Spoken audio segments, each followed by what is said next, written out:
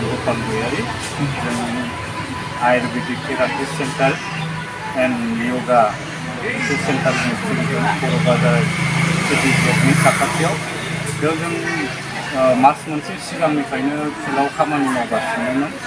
बेनि उनाव जोङो माखासे उसुबिदानि थाखाय दिनै जों फिन खेनसेबाव गोदानै गोजाननि मानसिफोरनि थाग्रा खुलि बेखेवबाय आरो दिनै जों बेयाव बेखेवनाय हाबाफारि लानाय जादों।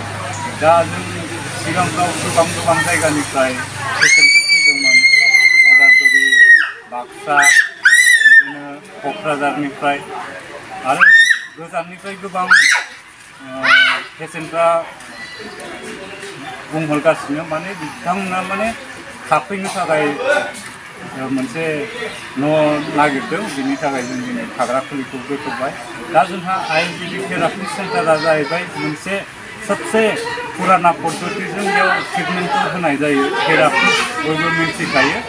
दा बेयाव माखासे अइलनि दारै बेमारखौ नानाय जायो, जेरैहाय सानाय, आथिं आखाइ मिजौनाय बायदिसिना सोरबा टेनसनाव दङब्ला बिथांमोनखौबो ट्रिटमेन्ट होयो आरो गोबां बिदिनो पेरालाइसिस जानाय बिथांमोनाबो ट्रिटमेन्ट लानानै जोंनाव दासिम मोजां रिजाल्टखौनो मोनगासिनो दं। दा जोङो मेन थांखिया जाहैबाय जोङो जाहाथे माने समाजाव मोनसे बेमार गैयै मोनसे गोग्गो समाज जायो, जाहाथे माने बयबो खम समावनो ट्रिटमेन्टखौ लानानै मोजां मोनसे फाहामथाय मोनो। दा जोङो गोबां मानसियानो थेरापिस्टनि थाखाय जोङो गोबां जायगायाव थाङो, सोरबा दिल्ली मुम्बाइ बिदिनो लाहैयो।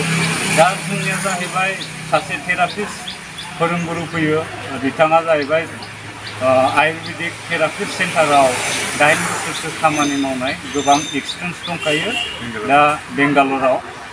दा बेयाव जोङो मास मोनसेनि गेजेरावनो गोबां बेमारिफोरखौ सोलायनाय नुनो मोनदों।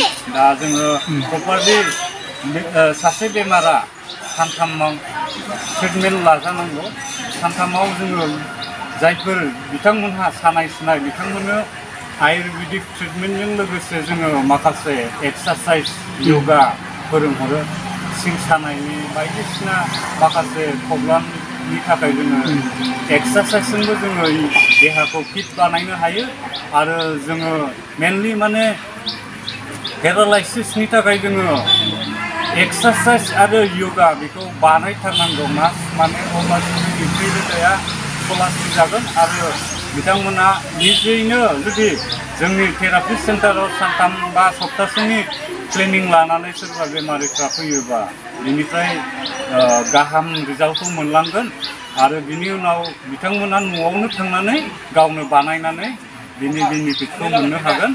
दा बेखिनियानो जायफोर बिथांमोना जोंनि आयुर्वेदिक थेरापि एन्ड योगा सेन्टाराव ट्रिटमेन्ट लाफैगोन बिथांमोना जोंनि कन्टेक्ट नाम्बाराव कन्टेक्ट खालामनो थाखाय खावलायबाय।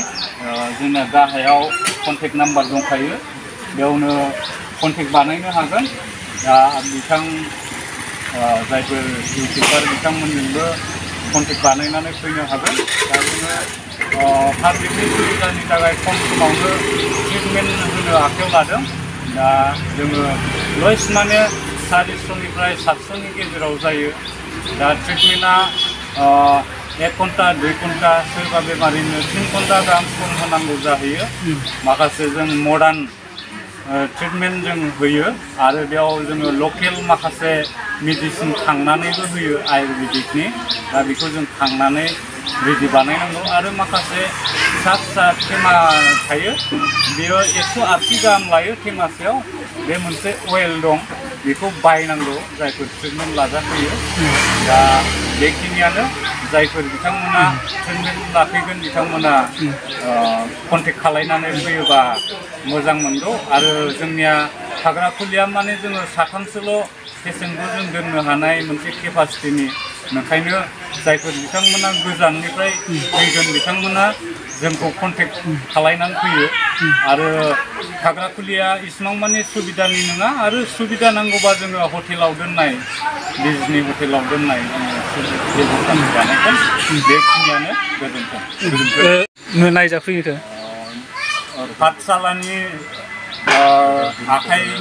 आखाइनि बेमारमोन बिथाङा आखाइखौनो थिखोनो हायामोन आरो लकेलनि जोंनिया बादुलिपारानि दाख्लै बावैसो पेरालाइज जानानै स्ट्रक जानाय थाबायनो हाबाङै बिथाङा 7 दिनावनो थाबायनो हादों गावनो सोलिनो हानाय जाबाय दा बिदिनो क'क्राझारनिबो फैदों बिडिअ सार बिदिनो दतमानिफ्राय फैदों दा जोंनियाव फैनो नागिरगासिनो बाक्सानिफ्रायबो आरो कार्बि आंलंनिफ्रायबो दा जों बिनि थाखाय जों रायलायनानै माने थाग्रा खुलिखौ फिसायैबाबो जों दिनै बेखेवबाय